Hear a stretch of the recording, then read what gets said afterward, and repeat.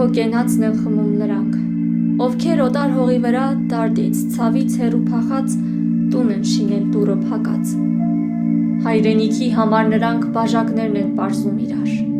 մինչ սահմանին անմեղ որդիկ կռիվ տալով որպես մարտիկ զենքը կրծքին վրեժ մտքին հոգի արյուն տվին դիրքին,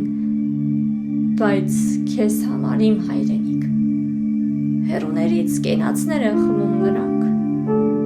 ոչ քեզ համար, բայց կենտրոնում մարդիկ կանգնել ցույց են անում, ոչ քեզ համար այլ աթոռի, այն աթոռի, որին չարժե նրանց միջից եւ ոչ մեկը, երբ այս պահին քո հողերն են բռնազավթում, սուտ խաղաղ են դարձել նրանք, թուրքին ձեռք են պարզել նրանք, բայց աթոռի կռիվներ են տալիս օդում, այն ինչ հողն է փախնում նրանց ոտքի տակից, այդ աթոռը էլ ուր պիտի դնեն նրանք։ Սահմանամերձ մի խուլ գյուղում քեզ համար են մի տուն շինում, հենց այդ գյուղում թշնամու դեմ արյուծ որդիկ ու դուստրերն են աշխարհ մտնում, եւ այդ գյուղում մի ալեհեր ու ձեր տատիկ թել է մանում գարամբրդից, մի գորգ գործում իր ձեռքերով ու հայկական նախշեր անում հայ գրելով, հենց քեզ համար իմ հայրենիք,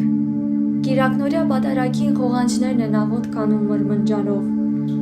հենց քեզ համար իմ հայրենիք, մի նկարիչ աչքը հառած Արարատին աստվածատուր վրսնով ահա նկարում է հավերժական այն կարոտը, որ խլեցին դուշմանները պատար, բայց քեզ համար իմ հայրենիք,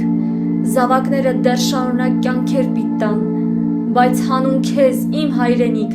քո երկինքը պիտի լինի ոչ թե խաղաղ, այլ մարտնչող ու կոռացող, հանուն հողիդ կրակ թափող,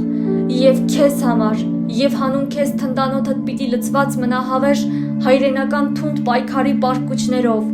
զարկերակդ պիտի թնդա արյունախում վրեժների պայքարներով, կյանքիդ համար, իմ հայրենիք։